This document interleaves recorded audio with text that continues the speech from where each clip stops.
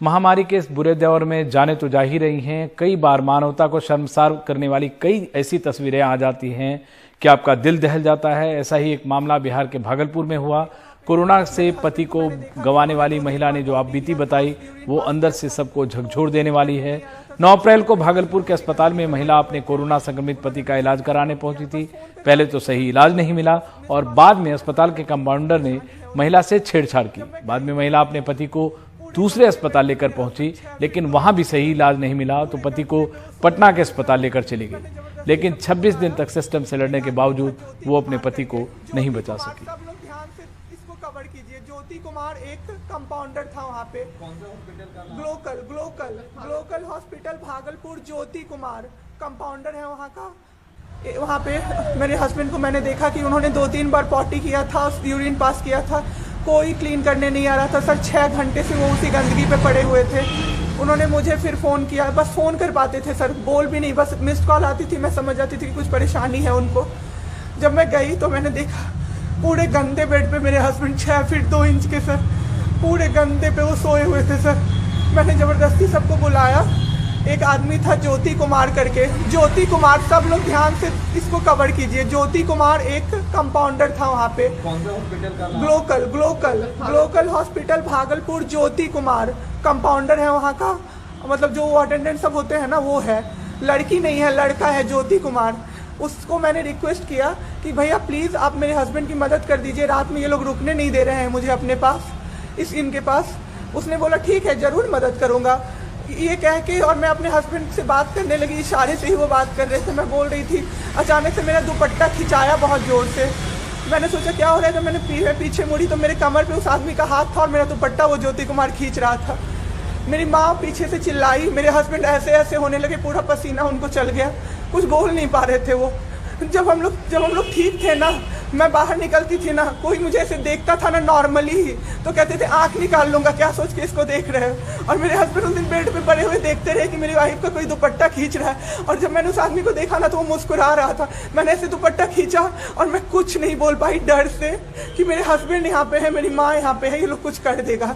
इस डर से मैं कुछ नहीं बाहर निकली। मैं बाहर निकल के मैं दम से बैठ गई। वो आदमी मेरे पास फिर आया, मुस्कुरा के बोला मैं ध्यान रखूंगा। मैंने बोला ठीक है भैया आप ध्यान रखना। मैंने कुछ नहीं बोला उसको, कुछ भी नहीं। राजेश्वर में डॉक्टर अखिलेश गंदे गंदे इशारे कर रहा था मुझे सर। चलता था ना तो मुझसे सट के क्रॉस करता था सर। मैं इग्नोर कर देती थी कि मेरा हस्बैंड है यहाँ पे, वरना अगर बाहर होता चप्पल खोल के मैं मारती सर ऐसे इंसान को। अलीगढ़ मुस्लिम यूनिवर्सिटी में कोरोना के चलते 20 दिनों के अंदर ही 18 प्रोफेसर की मौत से पूरा प्रशासन सख्ते में आ गया है।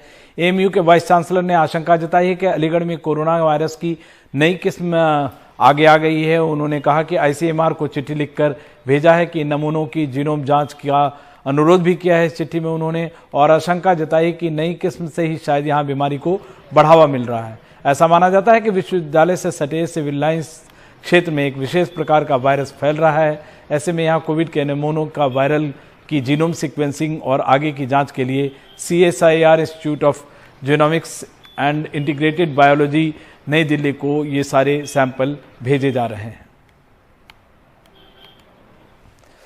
यूपी सरकार लगातार कह रही है कि प्रदेश में ऑक्सीजन, बेड और दवाओं की कोई कमी नहीं है, लेकिन अब तक बीजेपी के ही करीब 1 दर्जन MLA, MP और मंत्री मुख्यमंत्री को खत लिखकर दवा इलाज में खराब इंतजाम की शिकायत कर चुके हैं।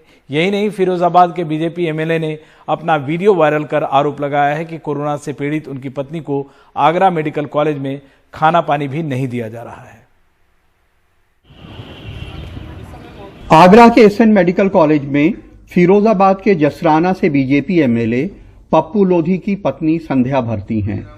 बीजेपी MLA ने आम जनता की तरह अपना वीडियो वायरल कर बताया कि उन्हें वहां 3 घंटे बेड नहीं मिला और अब खाना पानी भी नहीं मिल रहा है। आज भी उसकी कंडीशन क्या है क्या नहीं है ये तो माता रानी जाने।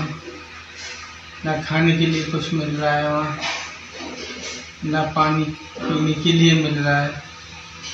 बहुत बुरी कंडीशन है उसकी वहाँ पर कि उन्होंने हमारे साथ जो किया वो किया।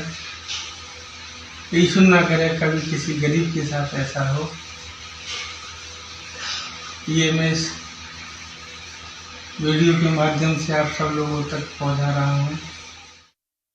यही नहीं, बीजेपी के करीब 1 दर्जन एमएलए, एमपी और मंत्री इस कोरोना के दौर में सीएम को लेटर लिखकर दवा इलाज में बदहाली का रोना रो चुके हैं।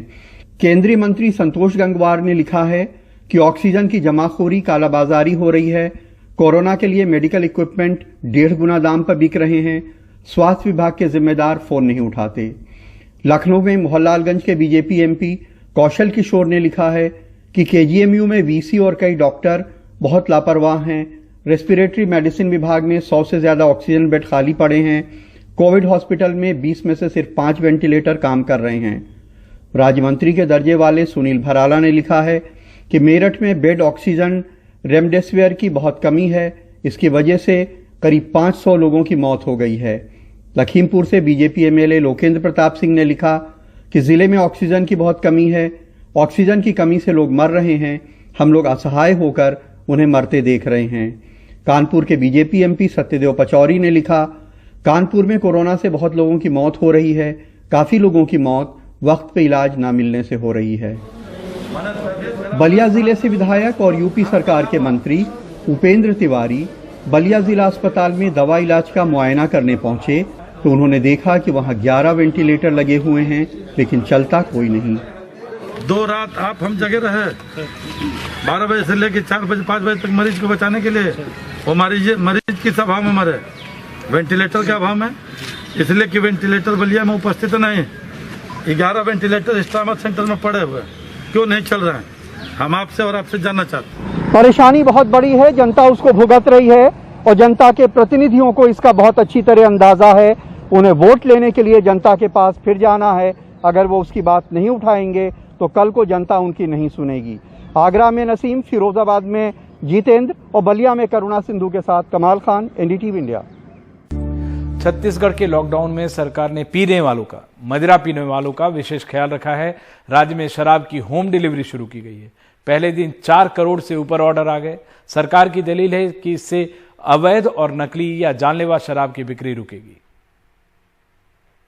रायपुर जिले की और प्रदेश की स्थिति को देखते हुए और आवश्यकता को समझते हुए ऑनलाइन शॉप चालू किया गया है। इससे होम डिलीवरी होगी। हर दुकानों, मतलब रायपुर जिले की 22 दुकानों को हमने चयनित किया है। उन 22 दुकानों से रायपुर जिले की उपभोक्ताओं को जिनको आवश्यकता है उन्हें ऑनलाइन डिलीवरी की जाएगी आज से। छत्तीसगढ़ सरकार ने अब शराब आपके घर तक पहुंचाने का इंतजाम किया है। ऑनलाइन ऑर्डर कीजिए और घर बैठे शराब का आनंद लीजिए। इसके लिए बाकायदा ऐप भी बन गया है। लोग इसकी मार्फत ऑर्डर कर रहे हैं। सुबह 9 बजे से रात 8 बजे तक डिलीवरी होगी। ऑनलाइन रजिस्ट्रेशन आपने कर लिया? हाँ, घर में ही थे और आए निकल के।